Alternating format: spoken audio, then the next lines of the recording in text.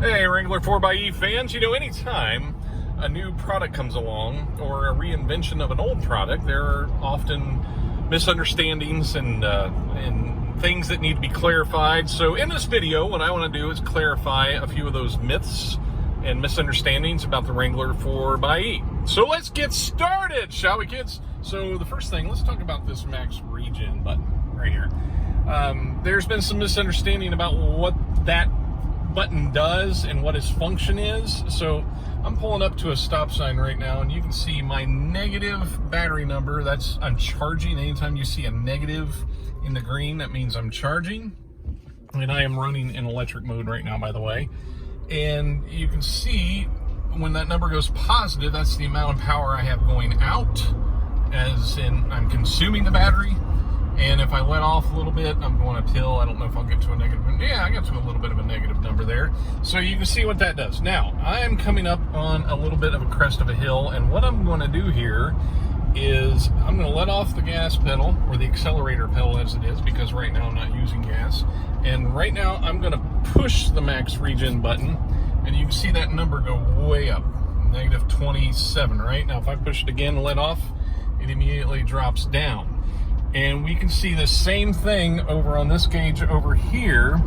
As I'm driving, I'm going to try to keep that needle right below, right between 0 and the 25 mark. And I'm going to turn the max regen button on, and you can see nothing changed there because I still have my foot on the accelerator pedal. I'm still consuming power. I'm going to push it again, turn it off. Still consuming power. Push it again. And nothing changes. Now, I'm going to let off the accelerator pedal, and you can see that needle drops down below 0 to the charge side of that gauge. Now, I'm going to turn max regen back off, and you can see when I let off the pedal this time, it drops down to around 0. I mean, it's going just a little bit below, as we can see over here. But the max regen is only when you lift your foot off of the accelerator pedal. Can't talk. It does not change how the vehicle charges when you're normally driving forward.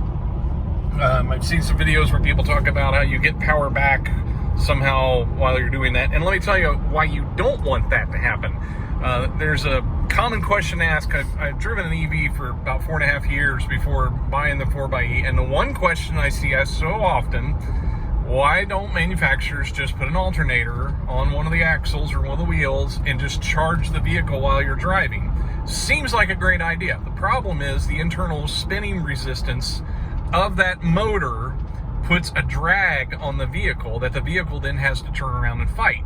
The whole laws of physics and thermodynamics do not allow for perpetual motion, so you can't charge while you're driving. It's a great idea. I mean, it seems like it is anyway. But in practice, you actually consume more energy to overcome that rolling resistance. Imagine, if you will, if I have max regen turned off, imagine, if you will, when I push this button and this vehicle starts decelerating, imagine fighting that force all the time, because that is what you would be doing. You would be fighting that internal resistance of that motor all the time. So the reason why I mention that is, like, I've seen some videos where people talk about how you can get more power and all this stuff by turning on max regen. You get it while you're decelerating. You don't get it all the time. So that takes us to another myth about the Wrangler 4xe. I see a lot of comments of people saying, hey, once my battery reaches the less than 1% point, I'll just turn on my e-save and charge that battery back up. Here's why that's problematic. Yeah, you'll charge the battery back up, but at the cost of driving your fuel efficiency down. Again, because of the internal spinning resistance of the motors. And keep in mind, we have two of them on the Wrangler 4xe. There's P1 and P2. P1 is what we would call the e-torque motor on the front of the engine, and it is a motor generator. And then there is one in the transmission known as P2, that both of those can be both motors and generators depending on the position of your foot. And both can be generators depending on, what mode you put this in. If I turn this vehicle on an e-save, in fact, we'll do that right now, and Now we're running our engine, right? So we already have the energy that we're using to push this vehicle through the air.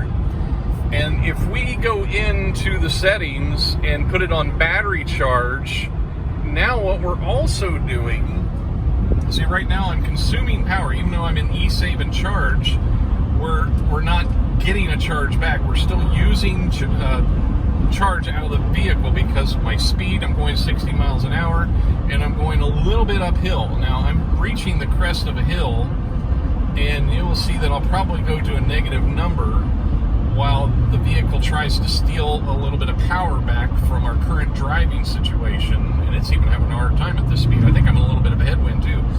But you're adding that same resistance that you feel when you put it in on max regen and you're decelerating, that same internal spinning force that is in those two motor generators is now going to be applied to your gas engine.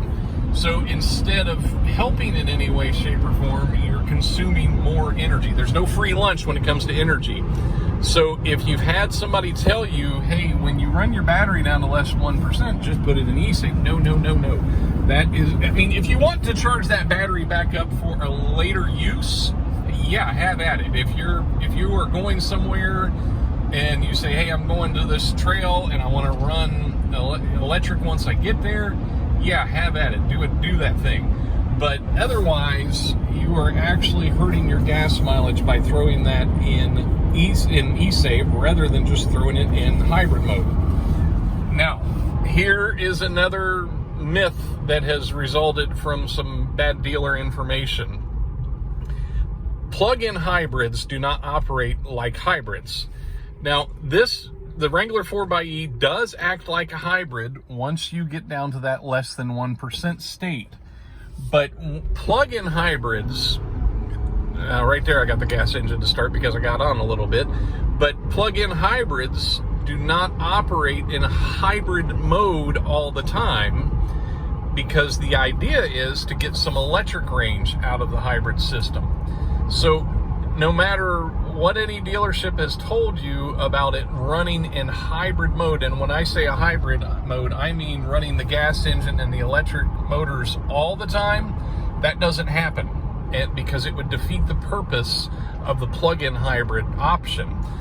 That if you wanted a vehicle that ran the gas engine and the electric motor all the time together, that's what a standard hybrid is. That's what a non-plug-in hybrid is. Plug-in hybrids, the idea is that you have some electric range. That electric range, as we know in the Wrangler 4xe, is around 21, 24 miles, whatever it ends up being. I'm seeing 21 to 24, sometimes I'm seeing 26. It depends on a lot of things, but you're not going to extend that battery range, because as you can see right now, I am in hybrid mode, but the gas engine is not running. So it is defaulting to running only in electric mode unless I say, hey, I want to go fast, and then it's going to turn on that gas engine. It is not speed triggered. That's another thing, another misconception I've heard people say, that once you get on the highway, the gas engine just kicks on. No, I've had this thing to 80 miles an hour in electric mode without the gas engine starting. So it is a hybrid, but it only operates as a true gas-electric hybrid when you reach that less than 1% state. Now, you may be asking, why would you do that? Why would you not want the gas engine and the electric motors running all the time, thereby extending your battery life? Well, that is an idea. The thing is, though, one of the points of a plug-in hybrid electric vehicle is to greatly reduce your carbon emissions. And so if you're running the gas engine all the time, yeah, you're using less gas, but you're still running a gas engine and it's still creating emissions. So the idea is to default to electric until it can no longer do electric, and then it becomes a hybrid. And the idea, of course, is that you cover your daily trips in electric and then your longer trips in gas, or at least cover a good portion of your daily trip in electric.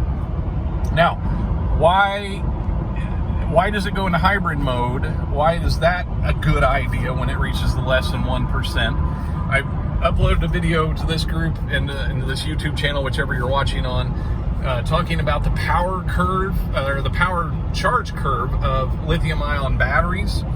And there is something magical that goes on down around that 15% range, where the battery, the internal resistance of the battery, this gets into Ohm's law stuff and all that kind of electronics geeky stuff, but the 15% state is where that battery becomes a lot easier to charge, and the vehicle doesn't have to work as hard to charge that battery back up to a 15% state. It would have to work a lot harder up in the 40-50% and beyond range than it does down in that 15 and under range.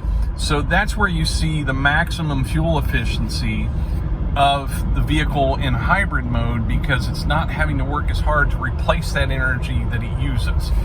So I hope that dispels some rumors, myths, and misunderstandings. And if you have any questions, of course, you can always put them down in the comments below. If you're in the Wrangler 4xe Facebook group, myself or somebody else, we will try to answer those.